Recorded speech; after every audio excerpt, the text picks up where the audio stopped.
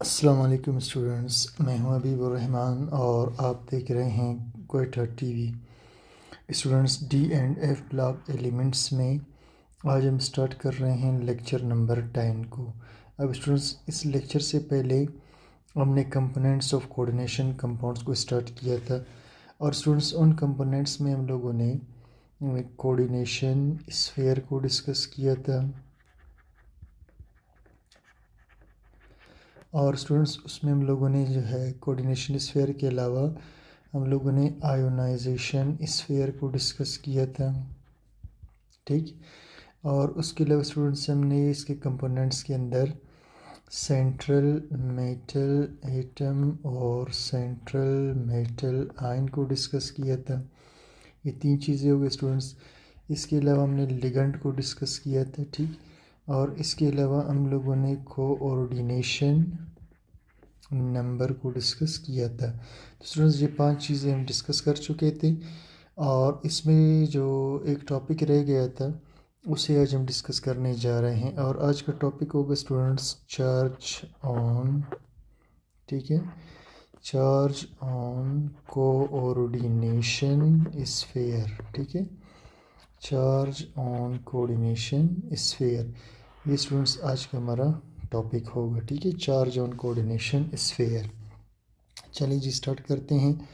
The sum of charges present, इसे students हम बाद में डिस्कस करेंगे, पहले कुछ एग्जांपल्स डिस्कस करते हैं ताकि बात आपको ठीक से क्लियर हो जाए, ठीक है। अब स्टूडेंट्स मैं ऐसा करता हूँ जी, सबसे पहले एक कंपाउंड ले लेता हूँ, कम्प्लेक्स कंपाउंड, ठीक है। जैसे मिसाल के तौर पर मैंने लिया पोटाशियम को, ठीक है, KFeCN6। ये स्टूडेंट्स मैंने कोऑर्डिनेशन कंपाउंड ले लिया। इसी तरह स्टूडेंट्स मैं एक और कोऑर्डिनेशन कंपाउंड कम्प्लेक्स कंपाउंड ले लेता हूँ, K3Fe और CN6, ठीक। अच्छा जी, एक और कंपाउंड मैं ले लेता हूँ मिसाल के तौर पर K2 और PT और Cl4, ठीक है, ये स्टूडेंट्स। और एक और कंपाउंड में ले लेता हूँ Na और 2 और उसके बाद GFe और उसके साथ मैं ले लेता हूँ CN5 को और उसके साथ ले लेता हूँ NO और ब्रैकेट को बंद कर देता हूँ स्टूडेंट्स, ठीक। और इसी तरह स्टूडेंट्स एक और एग्जांपल मैं ले लेता हूँ मिसाल के तौर पर ये मैंने लिया जी जिंक को ब्रैकेट के अंदर, ठीक है, ये जिंक है स्टूडेंट्स, ठीक है। जिंक को मैंने ब्रैकेट के अंदर लिया, उसके साथ मैंने लिखा NH3, 4 मतलब ब्रैकेट को बंद किया और उस पर 2+ चार्ज लगा दिया, ठीक। अच्छा जी, उसके अलावा स्टूडेंट्स मैं लिखता हूँ एक और कंपाउंड, ठीक है।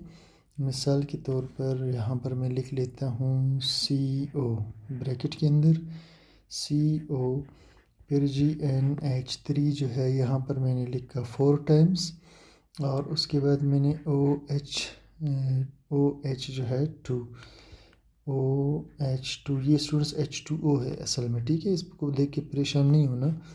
और Cl है, ठीक है, ब्रैकेट बंद हुआ और फिर Cl2।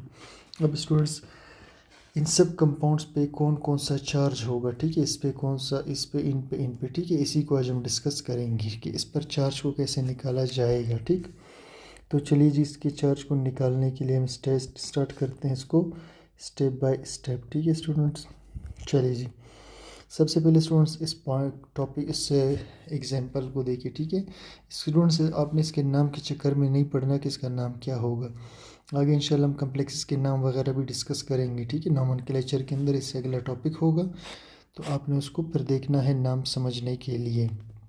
अब स्टूडेंट्स देखिए जी, इसके चार्ज को यूँ मालूम करेंगे। सबसे पहले तो स्टूडेंट्स ये बात आप जहन में रख लो कि ये एक साल्ट है, ठीक है, क्या चीज़ है, साल्ट है। कम्प्लेक्सेस जितने भी स्टूडेंट्स ये सब साल्ट से, ठीक। और साल्ट हमेशा न्यूट्रल होता है, यानी साल्ट का टोटल चार्ज हमेशा क्या होता है जी, 0, ठीक है। साल्ट पर टोटल चार्ज हमेशा क्या होता है जी, 0, ठीक है। ये तो एनायन इसकी हम बात नहीं कर रहे, यहाँ पर भी 0 होगा, ठीक। तो पहली बात तो आप ये जहन में रखें कि इसका टोटल चार्ज आपको 0 लेकर के आना है, ठीक। अब स्टूडेंट्स पोटेशियम पे आ जाए। आप जानते हो कि पोटेशियम पर +1 चार्ज होता है एक पोटेशियम पे, ठीक है, +1 से एक पोटेशियम पे होता है 1 प्लस चार्ज, ठीक। तो अगर 4 पोटेशियम हो तो लाजमी बात है 4 दफ़ा प्लस होगा, तो उसे हम लिखेंगे +4, ठीक। स्टूडेंट्स जब आपको इसका पता चल गया कि +4 चार्ज है, तो इस पूरे स्फेयर के ऊपर, ये जो ब्रैकेट है इस पूरे स्फेयर के ऊपर बस लाजमन -4 होना ही चाहिए। क्यों? क्योंकि +4 -4 से कैंसिल होकर ही ज़ीरो हो सकता है। मैंने आपको पहले बताया कि इसके टोटल चार्ज को हमने लाना है ज़ीरो, ठीक। तो आपने पहले इस कैटाइन के चार्ज को निकाला +4, तो इधर लाजमन -4 होना चाहिए, तभी ये ज़ीरो आ सकता है, ठीक। अब यहाँ तक बात स्टूडेंट्स हो गई क्लियर, ठीक है। अब अगली बात पे आते हैं। अब आपने स्टूडेंट्स इस कोऑर्डिनेशन स्फीयर के अंदर जितनी भी चीज़ें हैं, इन चीज़ों से इस -4 चार्ज को बाहर लेकर के आना है, यानी यहाँ से आपने -4 चार्ज को बाहर लेकर आना है। अब इसके लिए क्या करेंगे स्टूडेंट्स, सबसे पहले हम इसको देखेंगे साइनाइड को, ठीक है। अब साइनाइड पर स्टूडेंट्स -1 चार्ज होता है, ठीक है, -1।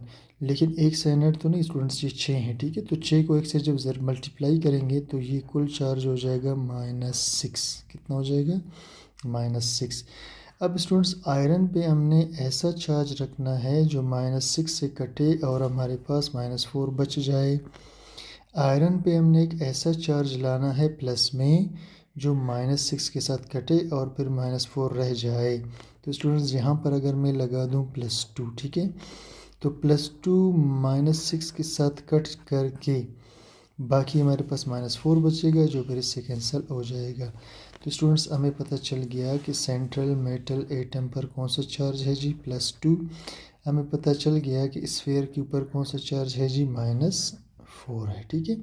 तो इस तरह हम चार्ज को मालूम करते हैं। अब इधर आते हैं स्टूडेंट्स। अब दोबारा देखिए स्टूडेंट्स, यहाँ पर पोटेशियम 3 है, एक पोटेशियम पे +1 चार्ज है, तो 3 पे कितना होगा जी, +3 होगा, लाजमी बात है। जब इधर +3 है तो यहाँ लाजमन -3 है, क्योंकि ये दोनों कैंसिल होकर ज़ीरो होते हैं। अब अपने इस -3 को इस कंपाउंड के अंदर से लेकर आना है, ठीक है।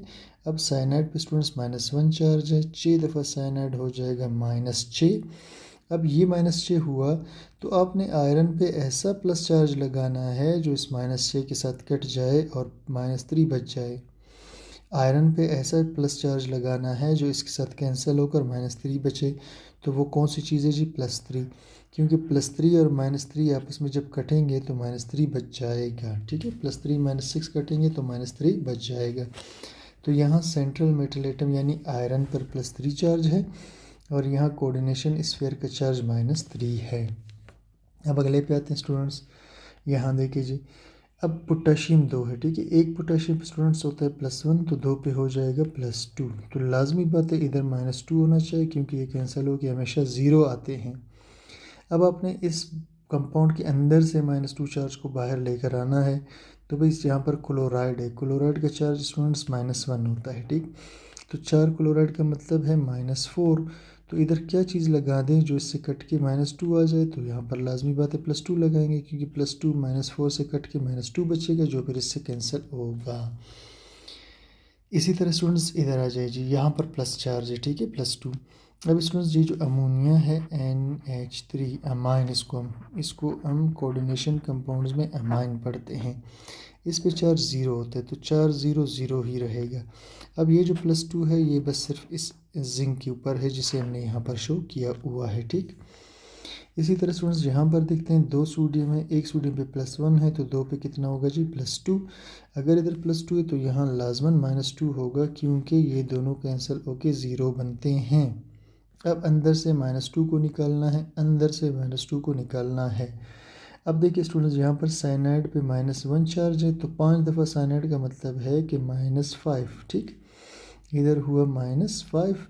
अब नाइट्रो पर स्टूडेंट्स फिर कोई चार्ज नहीं होता, ठीक है। ये नाइट्रोसाइल इसको कहते हैं या ठीक है, इस पे कोई चार्ज नहीं होता। तो ये ज़ीरो है तो -5 बच गया। अब इधर मैं क्या लगाऊं जो इस -5 के साथ कटे और -2 बचे, तो मुझे यहाँ पर लगाना पड़ेगा +3, क्योंकि +3 जब -5 के साथ कटेगा तो यहाँ पर बचेगा -2, ठीक है स्टूडेंट्स। अच्छा जी, इस कंपाउंड को देखते हैं जी। देखिए यहाँ पर क्लोराइड 2 हैं, एक क्लोराइड पे -1 चार्ज होता है तो 2 क्लोराइड पे -2 हो जाएगा। इट मीन्स कि यहाँ पर -2 है। अगर स्टूडेंट्स इधर -2 है तो यहाँ लाजमन +2 होना चाहिए, क्योंकि ये दोनों कट के 0 होते हैं। अब हमने इस +2 को इस कोऑर्डिनेशन कंपाउंड के अंदर से बाहर लाना है, ठीक है। अब देखिए जी स्टूडेंट्स, इधर एक क्लोराइड है, क्लोराइड पे -1 चार्ज होता है, ठीक है। अच्छा, H2O है, H2O का चार्ज 0 होता है, अमाइन का चार्ज 0 होता है, तो इधर रह जाएगा सिर्फ -1। अब स्टूडेंट्स इस पे हम लगाएंगे +3, तो +3 -1 से कटेगा तो +2 बचेगा, ठीक है। तो यहाँ पर सेंट्रल मेटल एटम पे +3 चार्ज है और स्फेयर के ऊपर +2 चार्ज है। अब ज़रा स्टूडेंट्स को पढ़ते हैं। देखिए जी, the sum of charges present on central metal atom और आयन, मजमुआ तमाम चार्जेस का जो मौजूद हो सेंट्रल मेटल एटम पर, यानी वो चार्ज जो सेंट्रल मेटल एटम पे मौजूद है और आयन या आयन पे मौजूद है, and the total charge on ligands, और टोटल चार्ज जो लिगेंड्स पर है ये वाला, ठीक है। टोटल चार्ज जो लिगेंड्स का है is called charge on coordination sphere, इसे हम कहते हैं चार्ज ऑन कोऑर्डिनेशन स्फीयर। और स्टूडेंट्स इसको निकालने का तरीका मैंने आपको बता दिया। तो स्टूडेंट्स उम्मीद करता हूँ कि आपको लेक्चर समझ में आ गया होगा। कोई चीज़ क्लियर ना हो कमेंट सेक्शन में ज़रूर बता दीजिए, और चैनल को सब्सक्राइब, लाइक, शेयर कीजिएगा। Thank you for watching.